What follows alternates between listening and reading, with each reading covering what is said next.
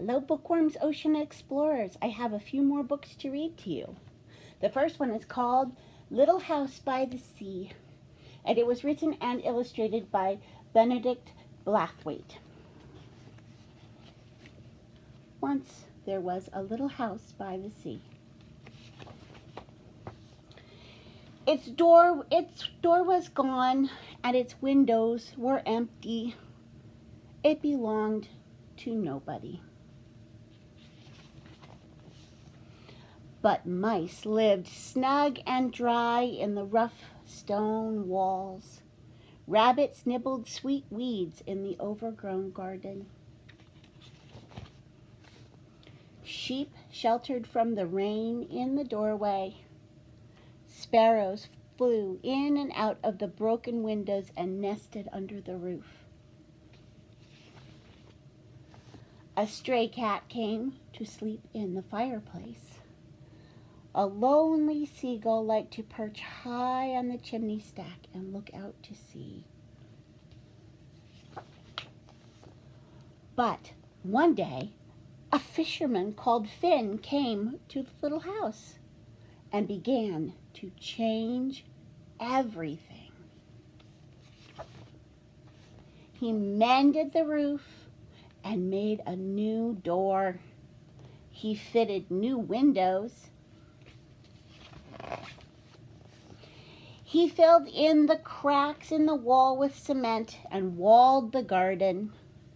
And then he lit a roaring fire in the fireplace.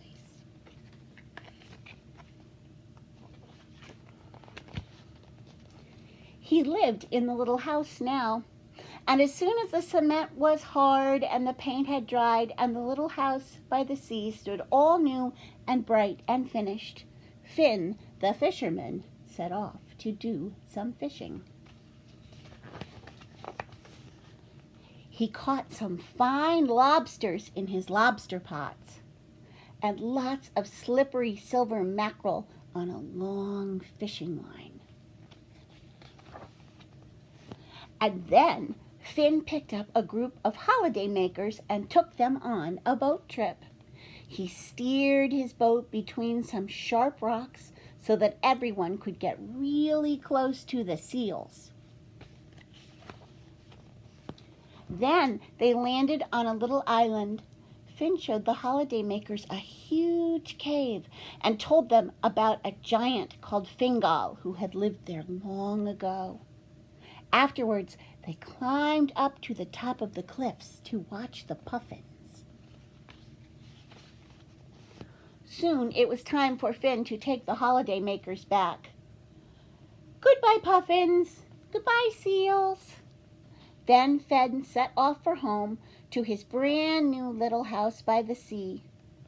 But what about all the animals who had lived there before him? Had they been forgotten? Did they live somewhere else now? No. When Finn got home, he gave the cat some milk. He fed the sparrows. He let the sheep shelter in his shed and pretended not to see the naughty rabbits in his garden. And he didn't really mind that the mice had found a new way into his house. Even the seagull was happy. The little house by the sea had a place for everyone. The other book I'd like to read you is called Deep in the Ocean.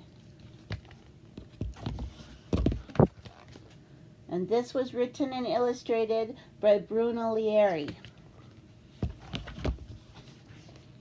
This is a big book. Something is happening up there on the surface. Splash! What's that? It certainly frightens the sardines. The dolphins are curious, but no one else is bothered. The albatrosses dive, the tuna dash, the sperm whale is about to eat dinner, and the swordfish wants to interrupt a perfect school of mackerel. But what is this funny machine doing in the water? And what is it? Friends, do you see the funny machine? right there. It's a little submarine. I wonder what kind of journey it's going to go on.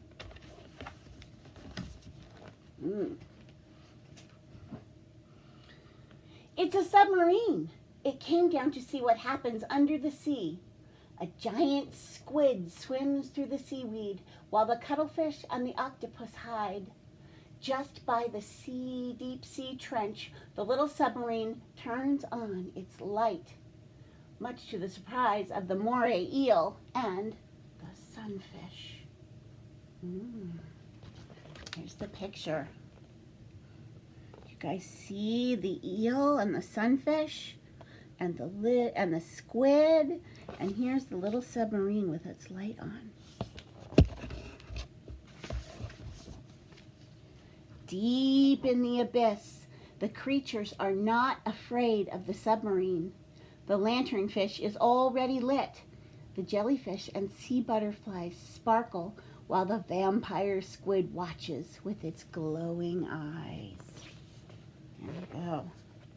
You guys see the vampire squid over here?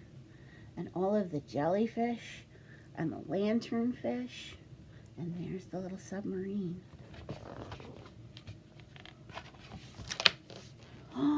Suddenly, the sea begins to rumble and roar. Here comes a terrible storm. The submarine tumbles through the spinning whirlpools. Oh my goodness, that looks like a very big storm. Wow. And over here is the little submarine. It's very tiny compared to this really, really big octopus. Wow. Until it settles in polar waters and is welcomed by the beluga whales, the sea lions play among the creaking, squeaking icebergs, while the seabirds dive and dive.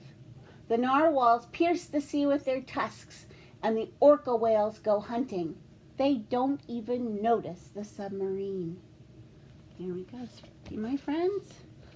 Seals and orcas and beluga whales and penguins, and there is the little submarine.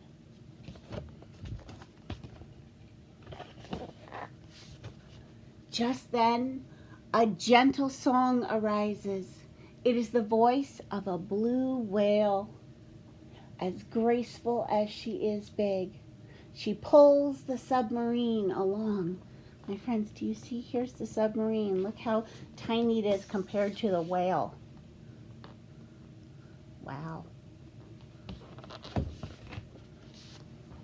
Until it is in the warm sea, the whale shark glides over the coral where all the tropical fish live.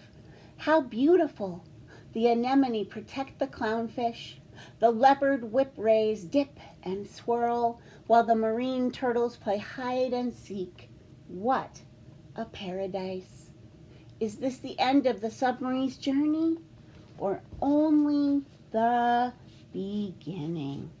So let's see, what do we see? I see turtles right here, and there's the whale shark, and here are some anemones and coral. Yeah, and oh, there's some angelfish over there, and another school of fish up here. Wow, there's a lot to see in this book. Oh my.